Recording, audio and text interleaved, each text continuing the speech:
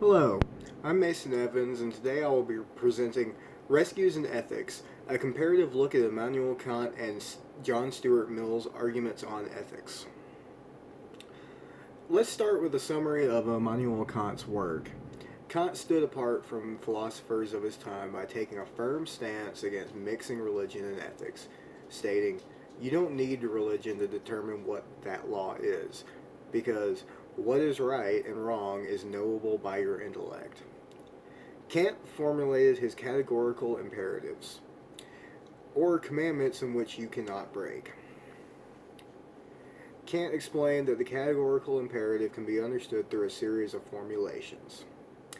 One of the more popular being the universalizability principle, defined by Kant as to act accordingly to which maxim which you can at the same time you will become a universal law without contradiction.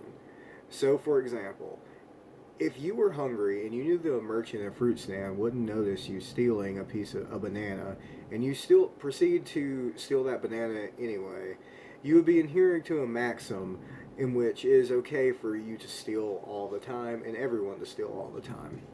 And your intellect should be able to bring you to the conclusion that that is not ethical.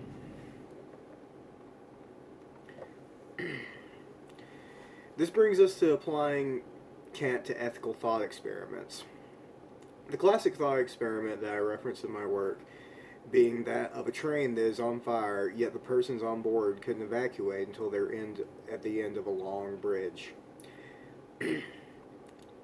On the way to the end of the narrow, long bridge, the driver notices that there is a worker stuck in the tracks, and he must now make a decision if he should stop and let the worker out and allow all the people on the train to die, or to go ahead and run over the worker to save all the people on the burning train.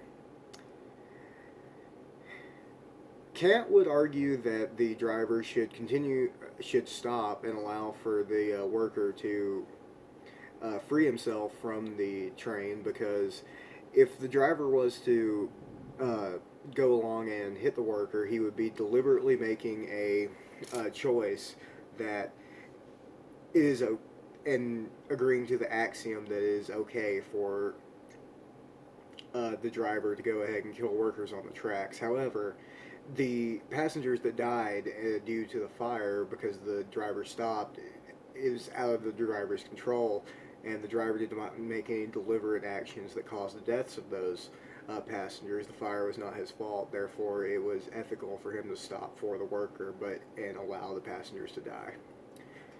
Criticisms of Kant, as you could imagine, are largely based on the rigid absolutenesses of his ideas. For example, Kant believes that there is no ethical reason which to lie. Any outcomes of your lies are also the fault of you. So, therefore, if somebody shows up at your house and says, "Hey, your friend that is actually in the back room, uh, I'm here to kill him," and you say he's not here, so the guy just walks away, and your friend is running out the back door, and the guy sees him running out the back door when he comes in or when he's leaving, then now the death is on you because you lied. However, there could have been some situation where you told him where he was, but he was already running out the back door. And so while he was distracted looking through the house, that your friend got away and he didn't die. Um, and the criticism of Kant comes that people see this as leaps of logic, that this is uh, really reeling for a reason as to why in this situation that lying would not be okay. So, back to the dilemma on the train. A direct opposite of Kant that would say that you should go ahead and run over the worker and save the people on the train is John Stuart Mill. John Stuart Mill comes to this conclusion due to Mill's principle of utility.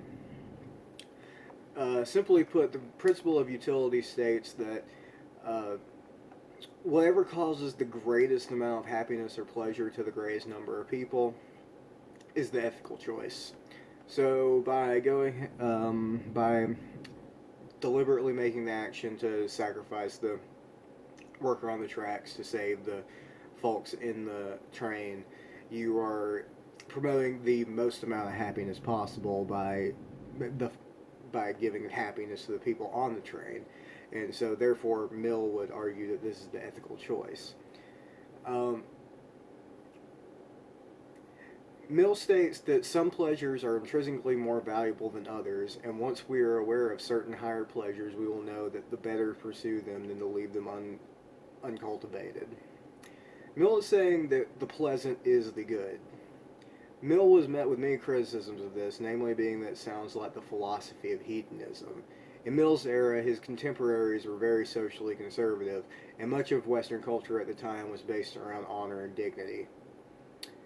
Detractors would also point out that many philosophical and theological traditions to deny oneself is to reach enlightenment, and that being the case for ascetics and others who deny themselves to reach some higher calling or uh, understanding of the good. Being that this is a philosophical argument, both sides of the comparison can be arguably faulty. However, with Kant's rigid guidelines of what is right and wrong, and his idea that your intellect can solve ethical claims, paired with his odd predictions about thought experiments that can seem reaching and illogical, I think Mill stands on more solid footing. Much of the discourse about Mill has been centered around social norms of his time and the conservatism around which Mill was born. Utility is broadly applied to many realms, things like economics, for example, and that's because it makes intellectual sense, while Kant's work relies on intellect, but oftentimes falls short of logic.